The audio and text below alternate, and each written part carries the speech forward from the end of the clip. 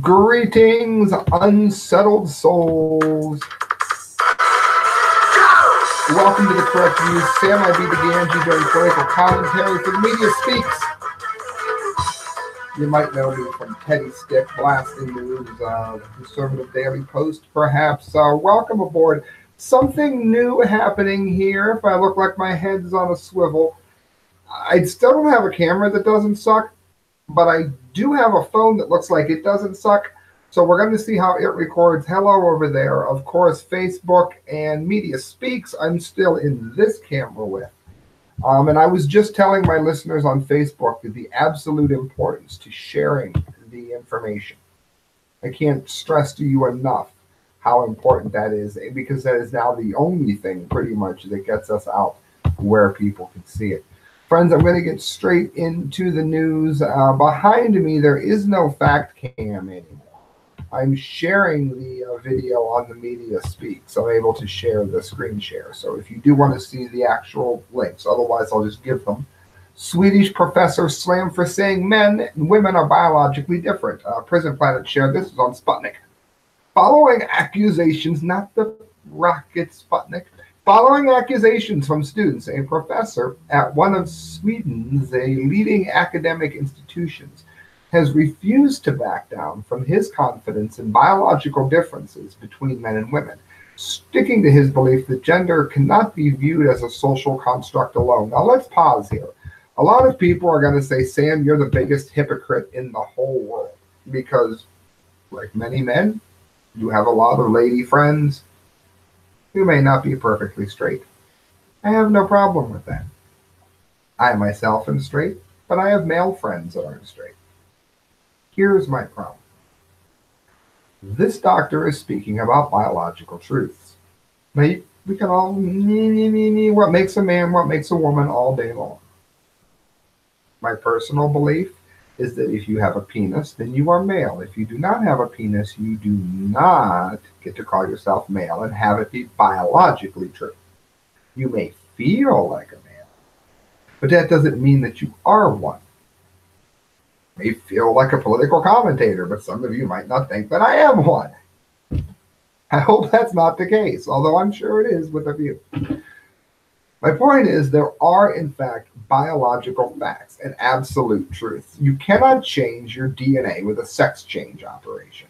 It may make you feel good, and you have every right to feel good. That's wonderful. But the point is that it doesn't actually change anything. This doctor got in trouble for saying that. And again, I'm not attacking women. I don't know who her name is. Sports fan, Steve, Christian, somebody help me here.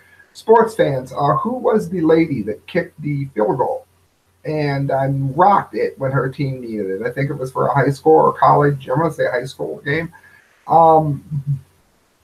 Awesome. Okay. If you're somebody who is gay, I don't care. I would only care as if you tried to say that you were biologically the same as the gender that you hope to be.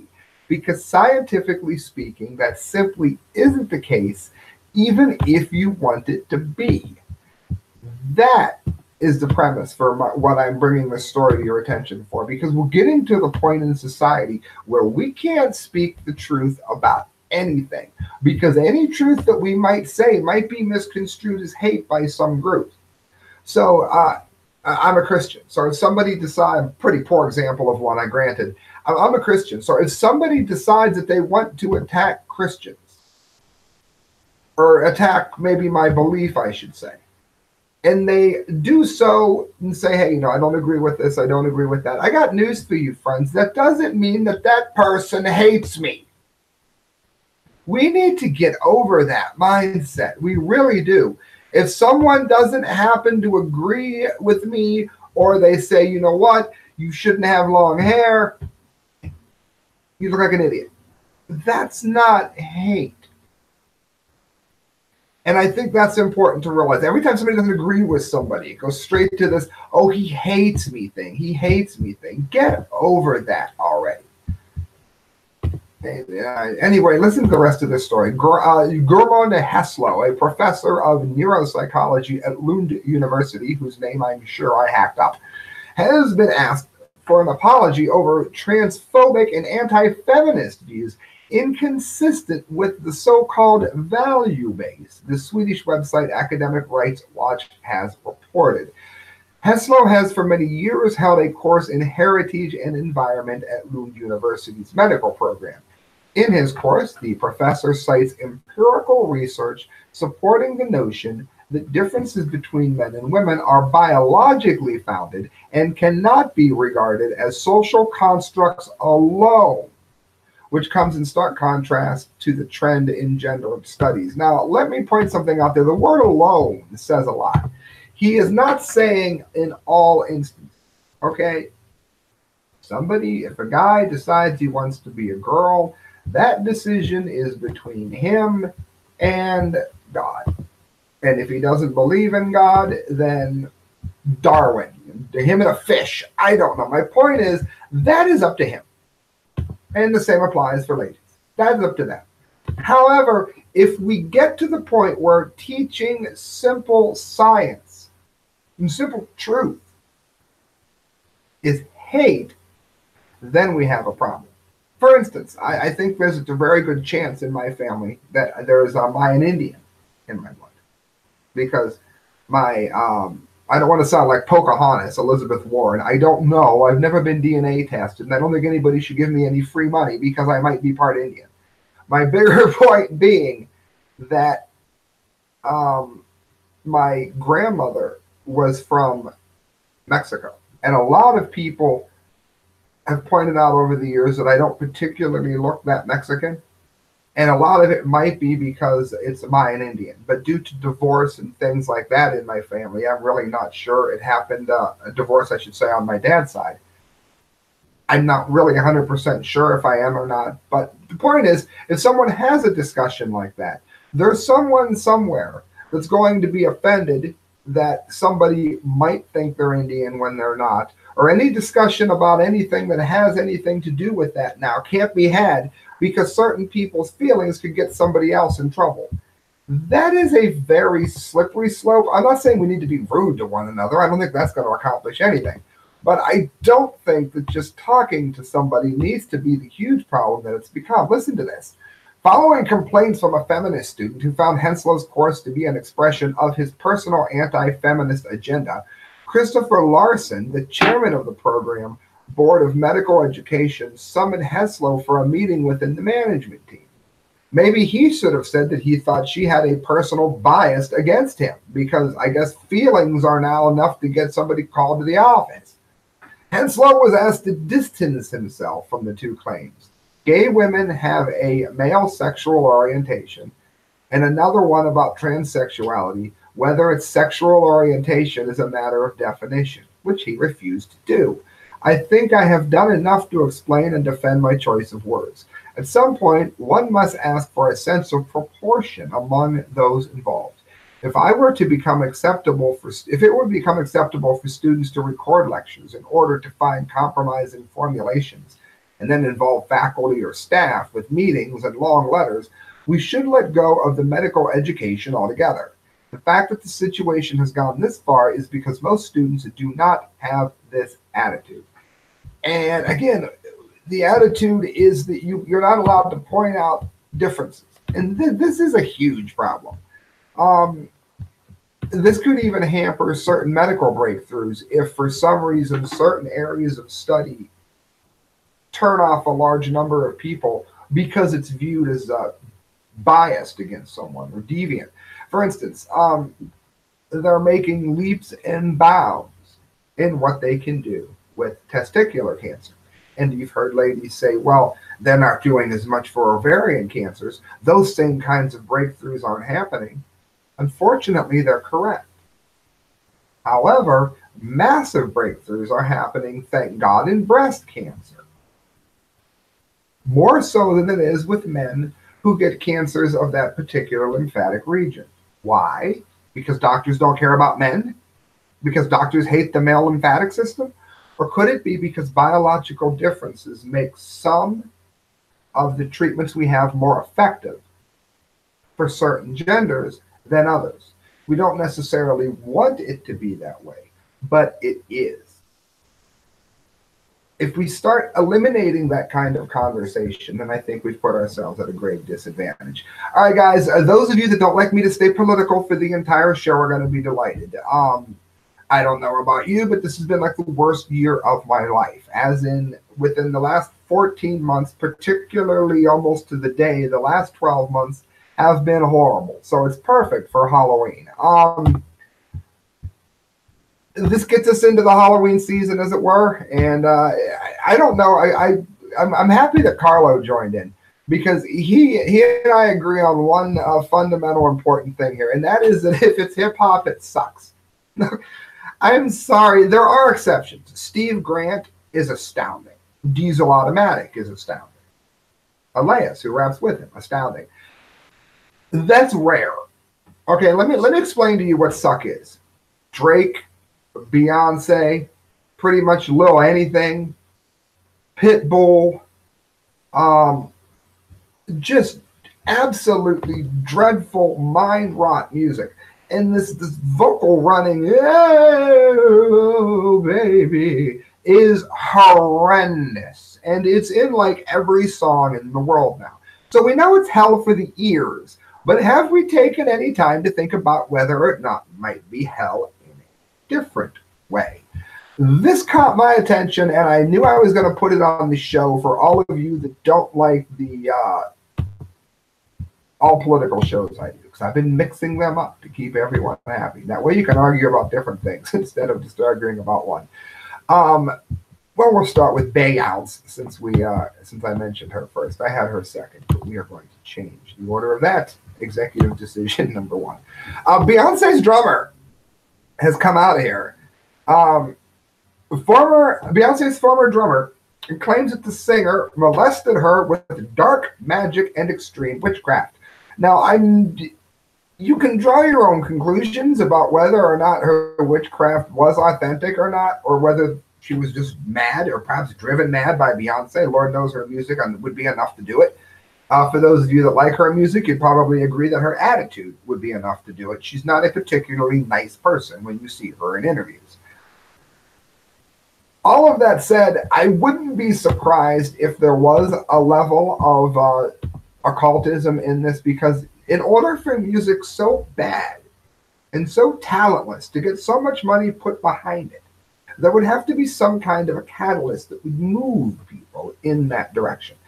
And I think Satanism very well could be one of those things. It would explain a lot, particularly when you see people with much more talent that get absolutely nowhere. And I think everybody in every city can name 20 of those kinds of people.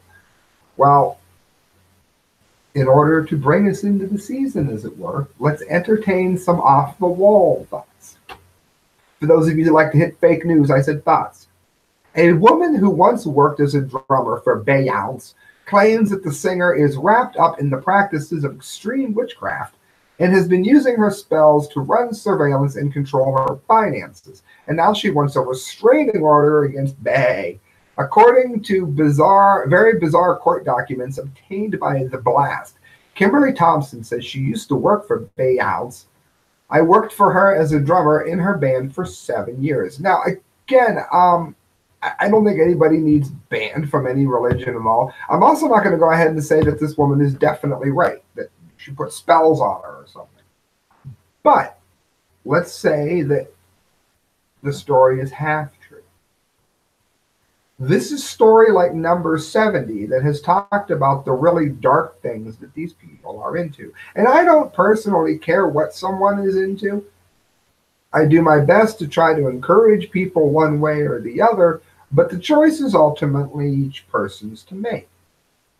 However, Beyonce and people like her tend to be the Pied Piper for a lot of people. And this is coming from somebody who went to junior high school with Marilyn Manson and listened to his music. But you need to have some kind of a grounding in truth before you're exposed to some things. Luckily, my parents were very good at separating fact and fiction for me as a young child. For those who aren't, and I'm not saying ban her, but for those who aren't, some of what Beyonce and these people are doing could be very, very dangerous for a young person. And I'm not saying that any more than I would say that if somebody grew up, and I'll go back to the 80s, if someone grew up listening to Slayer, without somebody to properly show them what fact is and what fiction is, if they were just to find the music out of nowhere by themselves, I got to plug this in, then that I imagine could be more than just a little bit dangerous. Again, I'm plugging this in. You guys are going to jiggle around for a minute. I thought it was already plugged in, but alas. So I think the most important thing that we can probably do is to evaluate exactly what it is that this person is saying, and maybe take it with a grain of salt, but I think it's still nonetheless quite interesting. She claims that for some reason, Bey has started a campaign of harassment against her that excludes extreme witchcraft, dark magic, and magic spells of sexual molestation. She also claims that the Lemonade star murdered her kitten. Now, again, I highly doubt that Beyonce goes around murdering people's kittens. That seems a bit extreme. But, again, we're going to assume that even half of what this lady has said, maybe she threatened an animal, who knows?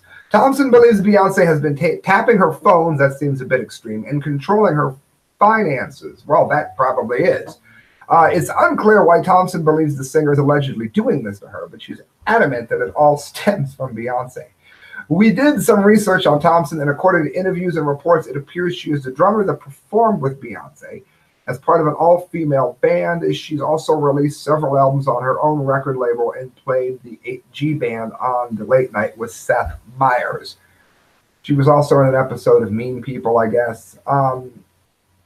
Again, I drive anything short, anything that has to do with, I think, you put a spell on me or the devil made me do it, that's foolishness. However, I think there's a lot of reports that have put a lot of credence to the fact that those who have embraced very dark themes as a lifestyle choice have a great deal of influence over the society.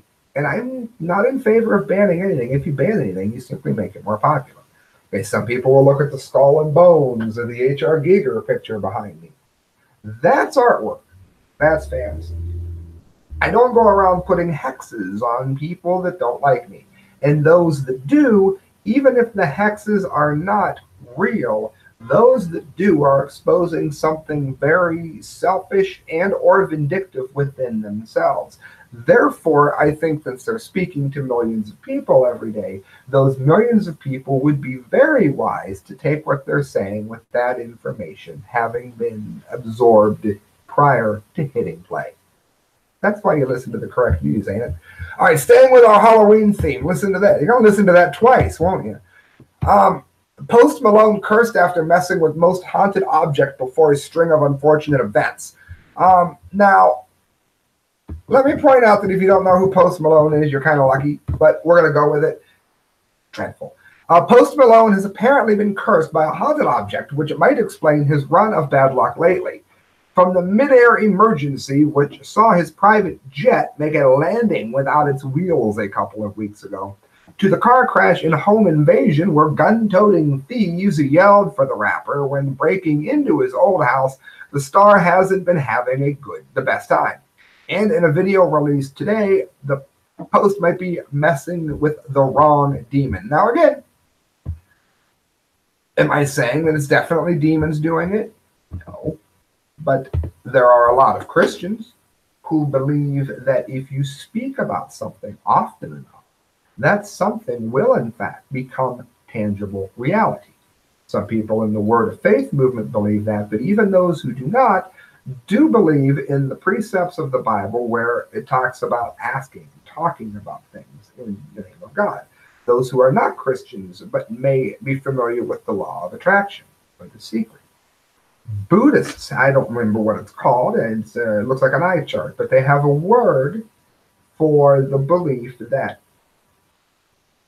if you look at a rock long enough and believe it to be water, it will become water. Again, I'm not saying anyone's ever done that. They're just saying that some such things are possible. Who knows if it is or not?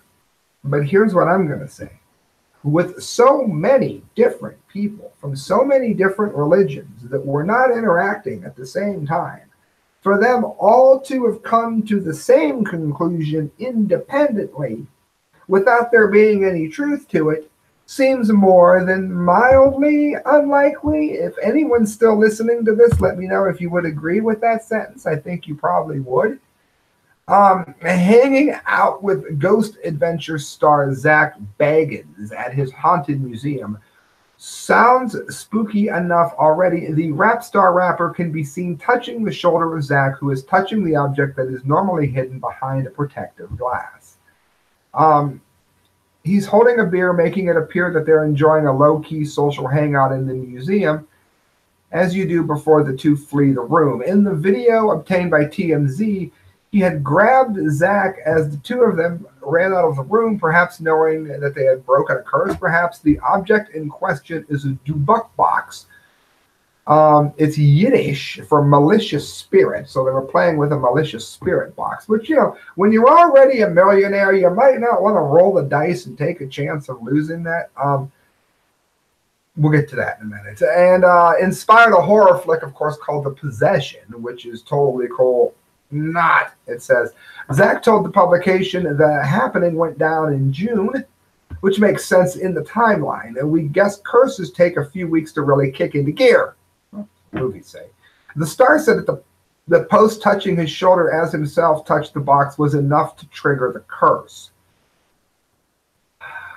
It hasn't been the best of time. Of course, it goes over what it said at the beginning of the story about the break-ins and that. Now, let me give you a personal story that I would be willing to put out there as a warning along the same lines without saying I didn't touch any magic boxes or anything like that. But, hello, all of you who joined. I will say this. I was in an argument with someone once, and I made the statement that if I capitulated to what it was that they wanted, that everything, I swore on everything that I cared about, blah, blah, blah, blah, blah. Well, guess what? Soon after, I ran into the year that I just told you about. My wife and I are separated. I'm not with my record label anymore. The place I work for stopped buying as many articles as they did when it wasn't an election year. There's the earlier Facebook problem. The van I drive, that I rely on for part of my income, has broken its frame and died. My taxes have been behind. I had an issue with a driving record that took almost all the money that I had for my taxes. Both houses that my business partner and I had went into business with to fix, that person has vanished. So now I'm stuck with these two houses that I'm getting fixed at a snail's pace. And I'm damn near living off the dollar menu, even though I'm making decent money with the jobs I'm working because of everything going on. And there's other things that have happened. I don't want to bore anyone to death. My point is, when you say certain things, I never again will say I swear to God on anything. I might get thrown out of a courtroom someday for refusing to do so, but I'm not doing so. I think those kinds of things, this is from firsthand experience, can be very, very dangerous. There are other things I could say about it, but I think I've said enough already. I just strongly warn against such things this holiday season. And friends, that does bring us to the Dumdy of the day. For those of you that don't know, at the end of each show, we have the Dumdy of the day. And then once a month, we have the Dunce Cap of the Month award show, where I make a Dunce Cap, and I make a Dunce Cap award, and we send it to... We send it to the stupidest people. They're often your leaders.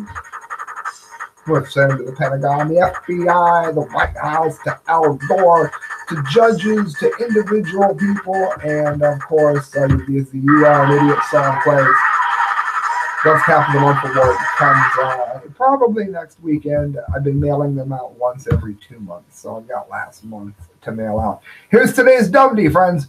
Missouri town gets a new newspaper, the Uranus Examiner. Would you like to read the Uranus Examiner? I didn't give it the outright dunce cap of the month because I think this might have been done on purpose by someone. In which case, it maybe should win the funniest joke of the month. I don't know, but I thought it was interesting to close the show with. Cue the giggling. A small Missouri town has a new newspaper called the Uranus Examiner. KYTV, KY. Oh, KYTV, I had not noticed that before I went live, reports the launch was announced on Wednesday, just days after Gatehouse Media said it was shuttering Pulaski County's local newspaper, the Daily Guide.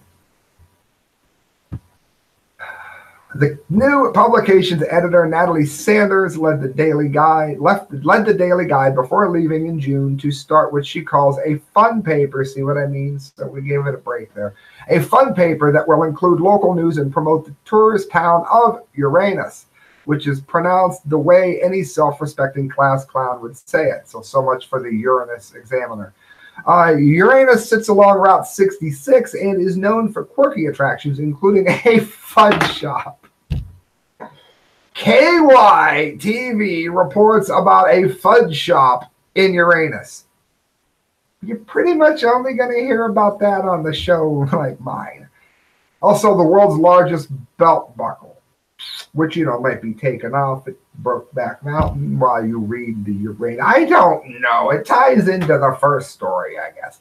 Luge Hardman, the mayor of nearby Waynesville, where the Daily Guide was based, says she thinks the innuendo surrounding the new publication's name will bring public ridicule. I think the entire set of facts around it were ripe for just such a rimming. All right, friends, you've listened to The Correct Views. Thank you for doing so. If you'd like to donate to the show, you can do so at thecorrectviews@hotmail.com. Donate through PayPal. All the money that you give to me, I put towards a better show, like lights and all that crap around me. And hit share, hit subscribe. Let me know if you like the new format where we go from politics to weird news. Something that I've been trying to do. Good night, everyone. God bless. And YouTube. You're the last to go. Good night, guys.